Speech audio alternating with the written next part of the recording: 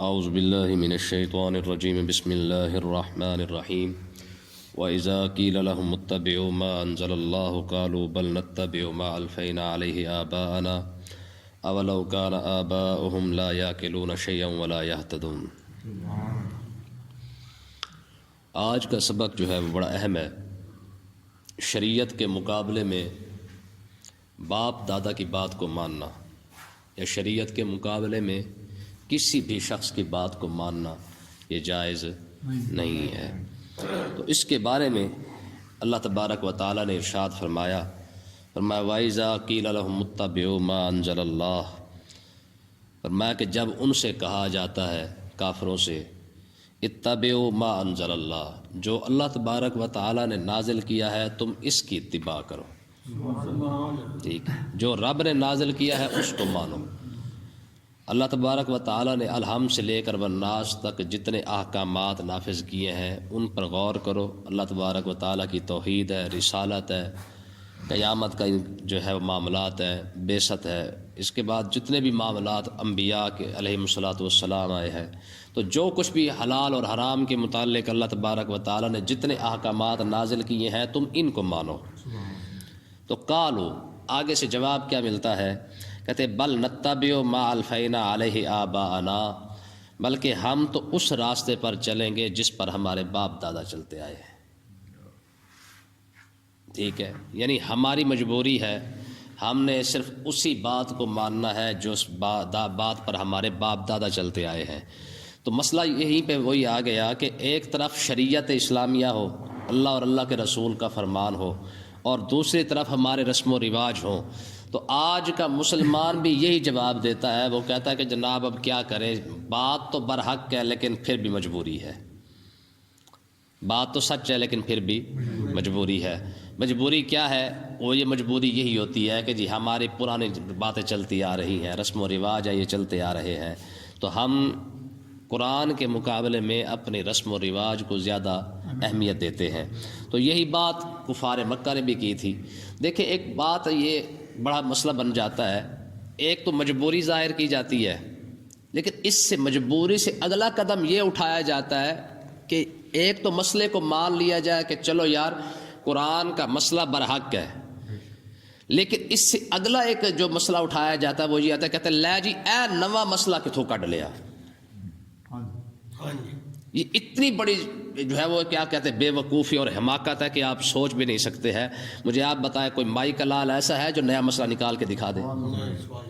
ٹھیک ہے، الیوم اکملت لکم دینکم، بات تو ختم ہو چکی ہے، جو دین اللہ تبارک و تعالیٰ نے نازل کرنا تھا، مکمل کرنا تھا، وہ دین تو رسول اللہ کی ذات پر مکمل ہو چکا ہے، اب اس کے اندر کوئی کمی بیشی نہیں ہو سکتی ہے۔ اب کائنات کے اندر، اس دنیا کے اندر جتنے بھی اہل اسلام ہیں، علماء ہیں، وہ اسی کے پیش نظر تو کوئی بات کر سکتے ہیں، قرآن اور حدیث کے تحت کوئی بات تو کر سکتے ہیں، لیکن اس سے آگے نہیں کر سکتے ہیں۔ اب اگر کوئی شخص یہ کہے جی یہ نیا مسئلہ کہاں سے آ گیا، تو سمجھو یہ نہیں کہتے کہ جی ہم جاہل ہیں، بے وقوف ہے۔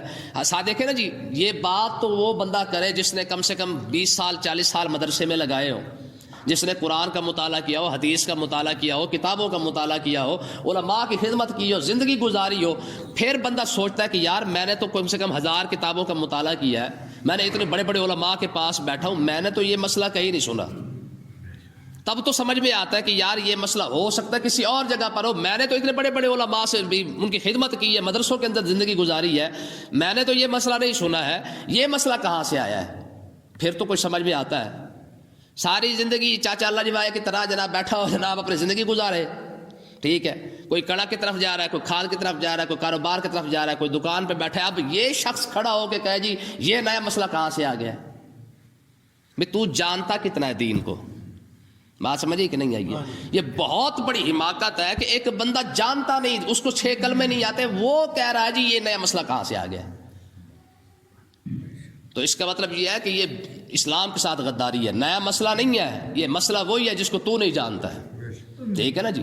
امام شافعی رحمۃ اللہ علیہ تشریف فرمات ہے، آپ کے پاس شام سے ایک بندہ آیا، اس نے آ کے امام شافعی رحمۃ اللہ علیہ سے 40 سوال کیے، آپ نے 3 کے جواب دیے، 37 سوالوں کا جواب نہیں آیا۔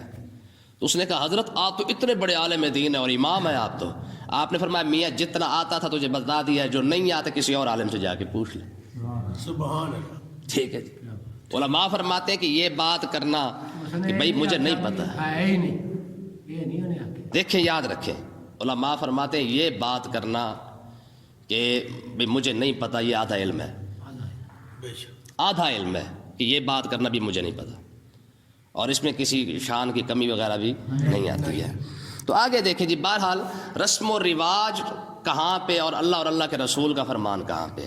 ٹھیک ہے, آگے دیکھیں قرآن مجید نے اب اس بات کو, جو شخص اسلام قرآن کے آگے اپنے رسم و رواج کو آگے رکھے, اس کا جواب قرآن نے دیا. اولو کان آباؤہم لا یاکلون شیئا ولا یہتدون, فرمایا تمہارے باپ دادا کے پاس نہ عقل تھی نہ ہدایت تھی. تمہارے باپ دادا جانتے کتنا تھے, تم جو رسم و رواج کو آگے لے کے کھڑے ہو, جی ہم تو باپ دادا سے سنتے آ رہے ہیں ایسے, ہم تو ایسے کرتے آ رہے ہیں, بھائی پیچھے سے ایسے چلا آ رہا ہے.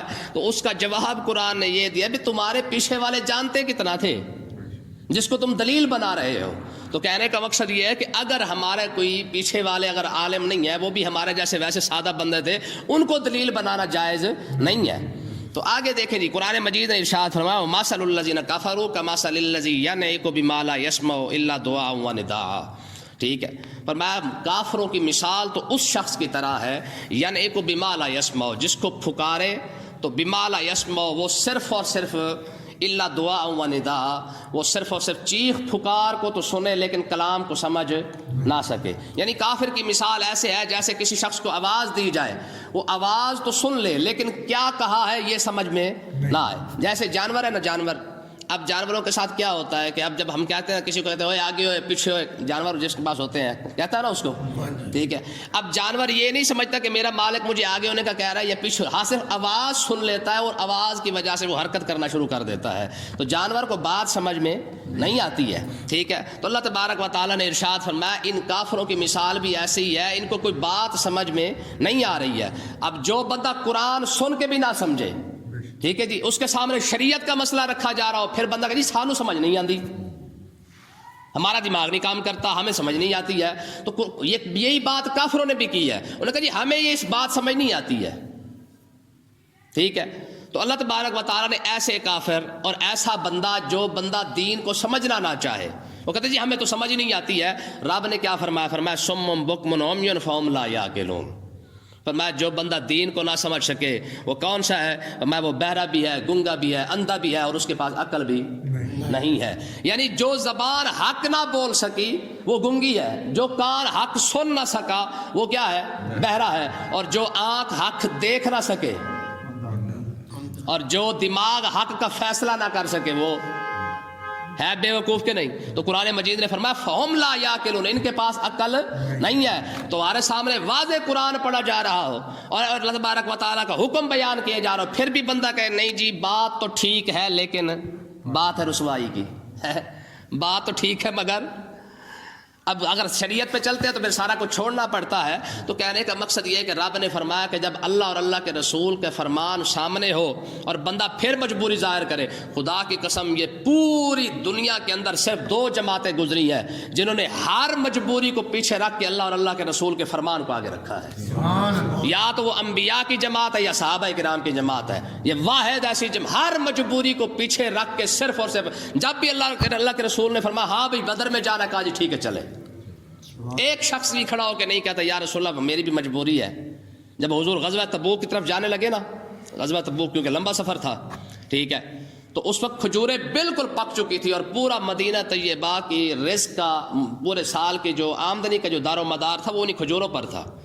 جب آقا علیہ السلام نے فرمایا بھی تبوک جانا ہے, ایک صحابی نے بھی کھڑے ہو کے نہیں کہا یا رسول اللہ کھجوریں پک چکی ہیں, اگر آپ 2-3 ہفتے ٹھہر جائیں یا ہفتہ ڈیڑھ ٹھہر جائے تو ہم یہ کھجوریں اتار کے گھر دے دیتے ہیں, پھر ہم چلیں گے. نہ, ایک صحابی نے بھی کھڑے ہو کے نہیں کہا کہ یا رسول اللہ کہ ہمارے پورا سال ہمارے بچوں نے یہیں سے کھانا کھانا ہے, ہم ان کو دے کم سے کم چلو ان کو اتار کے دے کے چلے جائیں گے, بعد میں یہ خود بیچتے رہ جائیں گے, ہم تو چلو جہاد پہ چلے جاتے ہیں. نہ, جب رسول اللہ نے فرمایا بھی تبوک میں جانا, کھجوریں پکی کھڑی ہیں, ایک مار بھی کسی نے نہیں دیکھا, کہا یا رسول اللہ حکم ہو گیا تو پھر چلے, بات ختم.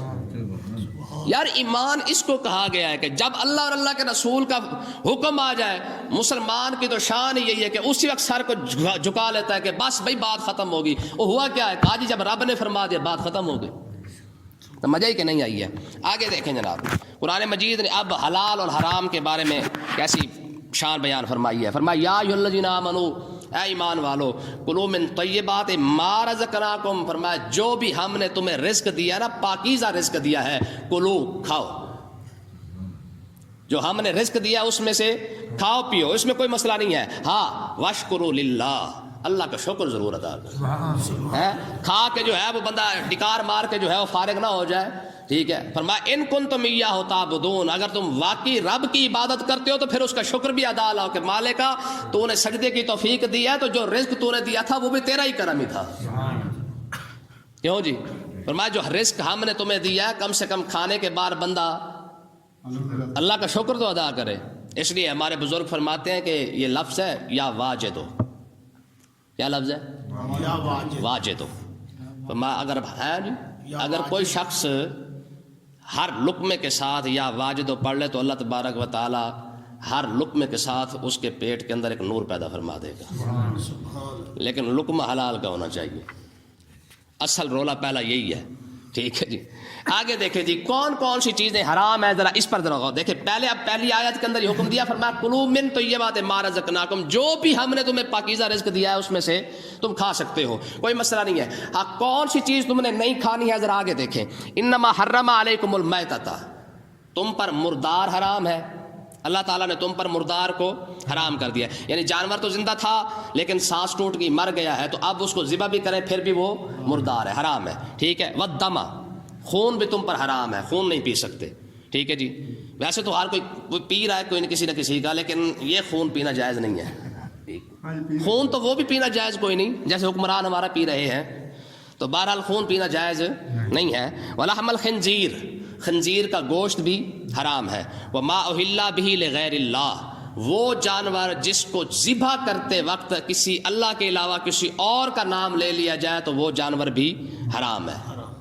ٹھیک ہے, ذبح کے وقت یاد رکھیں. یہ چار چیزیں ہیں جس کو اللہ تبارک و تعالیٰ نے حرام قرار دی ہے. اب وہ اصول آگے سامنے کے نہیں آیا جو میں نے جمعے کے اندر بتایا تھا کہ جب رب کسی چیز کو منع کرتا ہے تو اس کی وضاحت کرتا ہے. اصول سمجھ آیا کہ ہمیشہ یہ اصول یاد رکھنا, جو چیز منع ہوگی اس کی وضاحت ہوگی.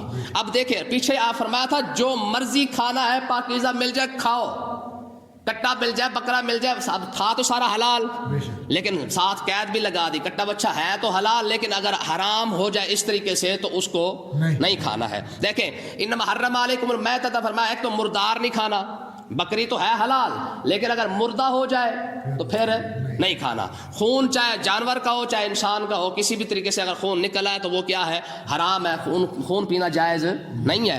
اور ولحم الخنزیر, خنزیر کسی بھی لحاظ سے جائز نہیں ہے. وما اہل بہ لغیر اللہ, اور ہر وہ جانور چاہے حلال بھی ہو لیکن چھری پھیرتے وقت بسم اللہ اللہ اکبر کے بجائے کسی اور کا نام لے لیا گیا تو وہ جانور بھی حرام ہے. ذرا اب آگے اسلام کی خوبصورتی دیکھیں. اسی آیت کے اندر اللہ تبارک و تعالیٰ نے اتنی خوبصورت بات ہے یار جس کی حد ہی کوئی نہیں ہے. فرمایا فمن اضطر, فرمایا جو شخص مجبور ہو گیا, کسی ایسی جگہ پہ مجبور ہو گیا کہ جہاں پہ اس کو گن پوائنٹ پہ مجبور کر لیا گیا, یا ایسی جگہ پہ چلا گیا جہاں پہ اس کو حلال نہیں مل رہا ہے, کھانے کے لیے اس کی کوئی چیز نہیں ہے, جان پہ بن آئی ہے, غیر باغن, اس کی خواہش نہ ہو, سامنے صرف اس کے پاس یا تو خنزیر کا گوشت ہے یا اس کے پاس کتے کا گوشت ہے یا حرام گوشت ہے, کوئی ایسی چیز ہے جو حرام ہے, اسلام نے اس کو حرام قرار دیا ہے.